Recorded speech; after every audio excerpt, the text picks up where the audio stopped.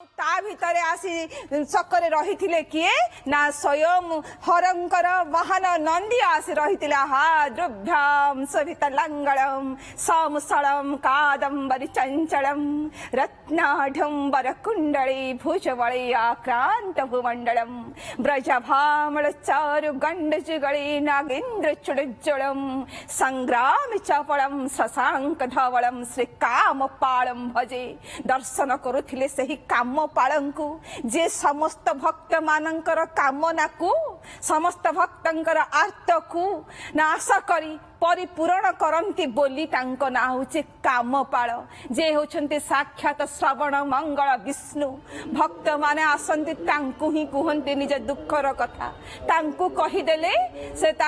आपे आपे पहुंची जाए महाप्रभु श्री जगन्नाथंक पाखरे तेणु तांको ना होचे कामपाल जहा कथा मु एबे कहूथिली जो शिवंकर वाहन नंदी साक्षात से शिवंकर एक अनन्य रूप होछंती बोली मध्य ए कथा आम शुणिबाकू पाऊ भक्त बंधु से नंदी को जेते बेले पठेई छंती इन स्वयं हर हर महादेव आउ नंदी आसी से नंदी से रथर श्री राम को जो रथ प्रदान करा जाइथिला इंद्रंक द्वारा सही रथरे से अवस्थापित होई एभली गर्जन करिसंती तांकर गर्जन द्वारा रावणर सैन्य माने विपुल सैन्य से माने छत्रभंग देइछंती हाँ भक्त बंधु ताहा ही हेछि आ सेई घोष जहा कौन करे ना भक्त जो दुष्ट शक्तिर विनाश करे अपवर्ग मान को विनाश करे आज जो नंदी घोष जाउछि तार जो घर घर नाद गर्जन शुभुछि ताहा कौन करुछि ना ये संसार रे जते कलुष शक्ति अछि जो अपवर्ग माने अछंती जो दुष्ट ग्रह माने अछंती ता सहित ये मनुष्यर हृदय रे जो रहिछि पाप कलुषता अहंकार षड रिपु सबु को से दमन करी करी आज से नंदी घोष डॉक्टर रोजालिन मु फेर भी आपण पाखकू प्राध्यापक सुखदेव महांती आम सहित रहिछंती अधिक महाप्रभुंक महिमा बाबद रे वर्णना करिबा पई प्राध्यापक सुखदेव महांती केमिति देखुछंती आपण पुनर्बार श्रीक्षेत्र को कारण आज पुणी घर घर नाद करी एबे नंदी घोष भी गडिलाणी। जय जगन्नाथ जय जगन्नाथ जय जगन्नाथ दुर्भ्यां शोभितलांगलम समुसलम कादंबरी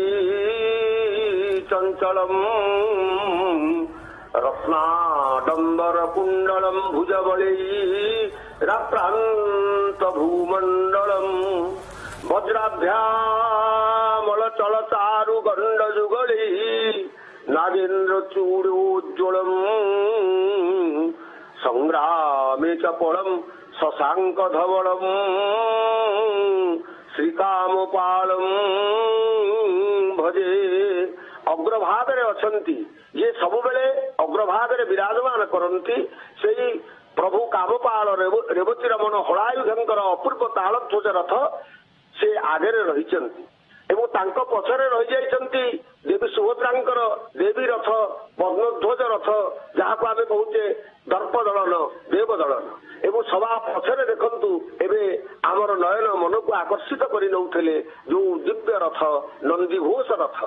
एवं आपण माने देखुछंती जे एई नंदी घोष रथरे जे विराजमान करिसंती जे जगतर नाथ एवं खाली जगत कहले बहिरी जगत नुह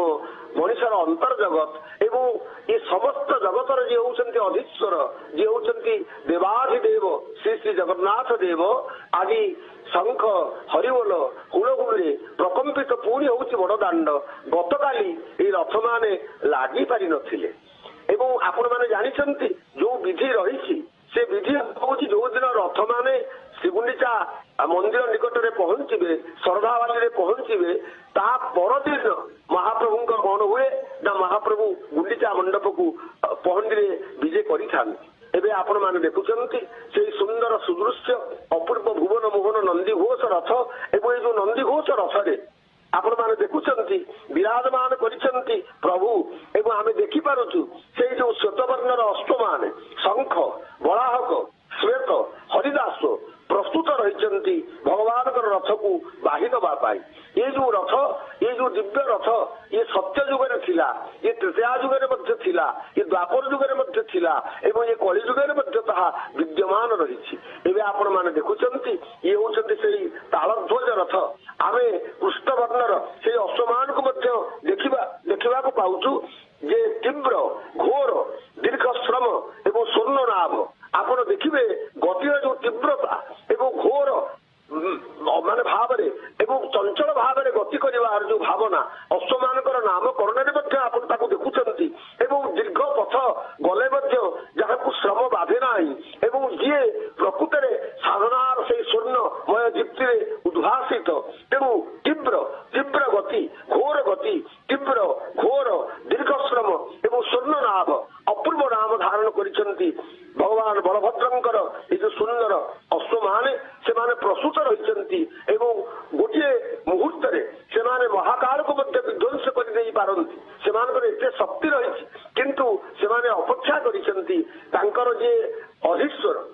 ଯିଏ ହଉଛନ୍ତି ରଥର ଅଧିପତି, ଯିଏ ରଥର ମୁଖ୍ୟ ଦେବତା, ସେଇ ରେବତୀ ରମଣ କାମପାଳ ହଳାୟୁଧଙ୍କର ପ୍ରଭୁ ଦେବଲାଙ୍ଗଣୀଙ୍କର ନିର୍ଦ୍ଦେଶକୁ ସେ ଅପେକ୍ଷା ରଖିଛନ୍ତି। ଏମିତି ମନେ ହଉଛି ମୈତ୍ରୀ ବଡ଼ଦାଣ୍ଡ ଲୋକାରଣ୍ୟ ହୋଇ ଉଠିଛି ଏବଂ ଲୋକମାନଙ୍କ ଭିତରେ ଯୋଉ ମାନେ ଉନ୍ମୁକ୍ତ ଭାବନା, ଭଗବାନଙ୍କୁ ଭଲ ପାଇବାର ଯୋଉ ଭାବନା, ଯୋଉ ଶ୍ରଦ୍ଧା ଏବଂ ଭକ୍ତିର ଯୋଉ ଉଚ୍ଛ୍ୱାସ, ଯୋଉ ନିବେଦନ ଏବଂ ଆପଣ ଦେଖୁଛନ୍ତି ଯେ କେମିତି ଇଏ ମନେ ହଉଛି ଯେମିତି ଆଉ ଗୋଟେ ରଥଯାତ୍ରା ଗତକାଲିର ଭ୍ରମ ପୁଣି ସୃଷ୍ଟି ହେଇଯାଉଛି। ଏଇ ହଉଛି ଈଶ୍ୱରଙ୍କୁ ଭଲ ପାଇବାର ଭାବନା ଏବଂ ଭଗବାନଙ୍କ ପ୍ରତି ଆମର ଭକ୍ତି ନିବେଦନ କରିବାର ଯୋଉ ଅପୂର୍ବ ଉଚ୍ଛ୍ୱସିତ ପ୍ରୟାସ, ସେ ପ୍ରୟାସ ଏବେ ମଧ୍ୟ ଆପଣ ମାନେ ଦେଖୁଛନ୍ତି ଏବଂ ଭଗବାନ ଜଗନ୍ନାଥ ସ୍ୱାମୀଙ୍କର ସୁନ୍ଦର ନନ୍ଦିଘୋଷ ରଥ, ଏ ନନ୍ଦିଘୋଷ ରଥ ମଧ୍ୟ ଧୀରେ ଧୀରେ ଗତି କରୁଛନ୍ତି ଏବଂ ଏ ନନ୍ଦିଘୋଷ ରଥରେ ଆପଣ ଦେଖୁଛନ୍ତି ଯୋଉ ସୁନ୍ଦର ରଥାବରଣ ଅପୂର୍ବ ଭାବରେ ପ୍ରଭାବ ବିସ୍ତାର କରୁଛି ଏବଂ ଏ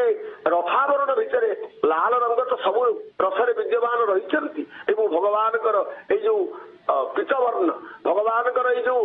ଅପୂର୍ବ ଯୋଉ ହଳଦିଆ ବର୍ଣ୍ଣର ଅପୂର୍ବ ରଙ୍ଗ, ସେ ରଙ୍ଗ ମଧ୍ୟ ଏକ ବିଶେଷ କଥା ଆମକୁ କହୁଛି, ବିଶେଷ ବାର୍ତ୍ତା ଦଉଛି। ଭଗବାନ ବଳଭଦ୍ର ସ୍ୱାମୀଙ୍କର ଲାଲ ରଙ୍ଗ ବ୍ୟତୀତ ଯୋଉ ସୁନ୍ଦର ନୀଳ ରଙ୍ଗଟି, ସେ ନୀଳ ରଙ୍ଗଟି ମଧ୍ୟ ଆମକୁ ଅନେକ କଥା କହୁଛି। ଏବେ ପ୍ରତୀକ୍ଷମାନ ଇଏ ଗୁଣ୍ଡିଚା ମଣ୍ଡପ, ଯୋଉ ଗୁଣ୍ଡିଚା ମଣ୍ଡପକୁ ଗତି କରିବେ ଏବଂ ଯାଇ ପହଞ୍ଚିବେ ଭଗବାନ ବଳଭଦ୍ର ସ୍ୱାମୀ, ତାପରେ ମା ସୁଭଦ୍ରା ଏବଂ ଶେଷରେ ଜଗନ୍ନାଥ ଭଗବାନ ପହଞ୍ଚିବେ ଏବଂ ଜଗନ୍ନାଥଙ୍କର ରଥ ବେଶୀ ବାଟ ଅଗ୍ରଗତି କରିପାରି ନାହିଁ, କେବଳ ନାମମାତ୍ର ସାମାନ୍ୟ ଟିକେ ସେ ଗତି କରି ରହିଯାଇଥିଲେ, ଯାହା ଆମେ ଗତକାଲି ଲକ୍ଷ୍ୟ କରିଥିଲୁ ଶ୍ରୀକ୍ଷେତ୍ରରେ ଯୋଉ ସ୍ଥାନରେ ଆମର ଧାରାବିବରଣୀ ହଉଥିଲେ ଓଟିଭି ପକ୍ଷରୁ ଆପଣମାନେ ଦେଖିଛନ୍ତି ଯେ ବେଶୀ ଦୂରକୁ ରଥ ଯାଇପାରି ନଥିଲା, ସାମାନ୍ୟ ଟିକେ ଗତି କରି ବିଧି ଦୃଷ୍ଟିରୁ ତାହା ରହିଯାଇଥିଲେ, ଅଟକି ଯାଇଥିଲେ ଏବଂ ଆଜି ପୁଣି ସେଇ ଶ୍ରଦ୍ଧା, ପୁଣି ସେଇ ଭାବ, ପୁଣି ସେଇ ଭକ୍ତି, ପୁଣି ସେଇ ଉଚ୍ଛ୍ୱାସ, ପୁଣି ସେଇ ଅନୁରାଗର ଅପୂର୍ବ ପର୍ବ ଏବଂ ସେବକମାନେ, ସେବାୟତମାନେ, ଯୋଉମାନେ ଅଧିକୃତ ସେବାୟତ, ସେମାନେ ସବୁ ରଥରେ ରହିଛନ୍ତି ଏବଂ ରଥକୁ ମଣ୍ଡନ କରିଛନ୍ତି। ମହାପ୍ରଭୁଙ୍କର ସେଇ ଅପୂର୍ବ ଶ୍ରୀମୁଖ, ସେଇ କଳାବଦନ, ଚମତ୍କାରୀ ଚକାନୟନ, ଭଗବାନ ଦାରୁ ବ୍ରହ୍ମ ଆଜି ବିରାଜମାନ କରିଛନ୍ତି ଏବଂ ପ୍ରଭୁଙ୍କର ଦର୍ଶନ ଏବଂ ଖାଲି ଦର୍ଶନ ନୁହଁ, ଏଇ ରଥୋତ୍ସବରେ ଯୋଉ ଯୋଗଦାନ, ପ୍ରତ୍ୟକ୍ଷ ଯୋଗଦାନ, କାରଣ ଇଏ ହଉଛି ପ୍ରତ୍ୟକ୍ଷ ଅନୁଭବର କଥା। ପ୍ରତ୍ୟକ୍ଷ ଅନୁଭବକୁ, ଅନୁଭୂତିକୁ ସାଉଁଟିବାକୁ ଭକ୍ତମାନେ ଆସିଛନ୍ତି, ସାଧକମାନେ ଆସିଛନ୍ତି ଏବଂ ଆମର ଆରକ୍ଷୀ ବାହିନୀ ସେମାନଙ୍କର ସମସ୍ତ ପ୍ରବନ୍ଧ କରିବାରେ ବ୍ୟସ୍ତ ରହିଛନ୍ତି। ଆହା କେ ନୟନାଭିରାମ ମୂର୍ତ୍ତି, ଓହୋ ଶ୍ରୀମୁଖ ଧରକୁ ପ୍ରଭୁ ପଟାନ୍ତର ନାହିଁ, ଭୃତ୍ୟର ଦୁଃଖ ଦେଖି ନ ସହ ଗୋସାଇଁ। ଏପଟେ ଆରମ୍ଭ ହେଇଯାଇଛି କଣ ନା ଭଗବାନଙ୍କର ନାମ ସଂକୀର୍ତ୍ତନ ଏବଂ ଏଇ ଯୋଉ ସୁନ୍ଦର ସଂକୀର୍ତ୍ତନର ଧାରା ଆପଣମାନେ ଜାଣିଛନ୍ତି ଯେ ଭଗବାନ ବେଦବ୍ୟାସ ଯେତେବେଳେ ତାଙ୍କର ଶ୍ରୀମଦ୍ ଭାଗବତ ନିଖିଳ ପୁରାଣ ଶିରୋମଣିକୁ ଶେଷ କରିଛନ୍ତି ଏବଂ ଶେଷତମ ଶ୍ଲୋକରେ ସେ କହିଲେ ଯେ ନାମ ସଂକୀର୍ତ୍ତନ ମୁଜସ୍ୟ ସର୍ବପାପ ये समस्त पाप ताप को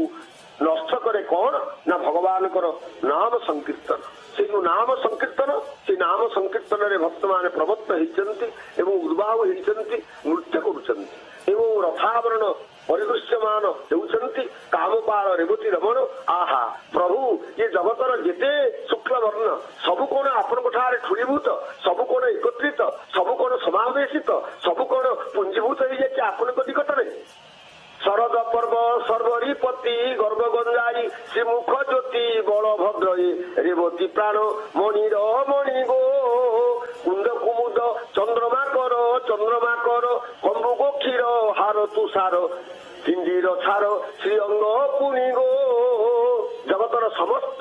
धवल वस्तुर धवल वर्ण को आपण श्रीअंग धारण करिसेंती काहेकि ना आपण जगत को वार्ता दउछंती अरे जीवन को शुभ्र कर स्वच्छ कर पवित्र कर सुंदरतर कर एवं ये जो शुभ्रता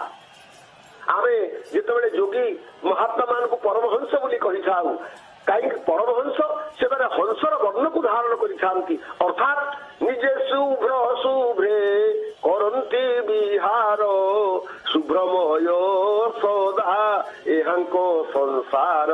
से निजे शुभ्र एवं तांकर जीवन मध्य शुभ्रता मंडित अर्थात से जीवन शुद्ध पुत्र एवं पवित्र एवं निर्देश दौरान दाऊक तांकर बोली आरंभ करेंगे एवं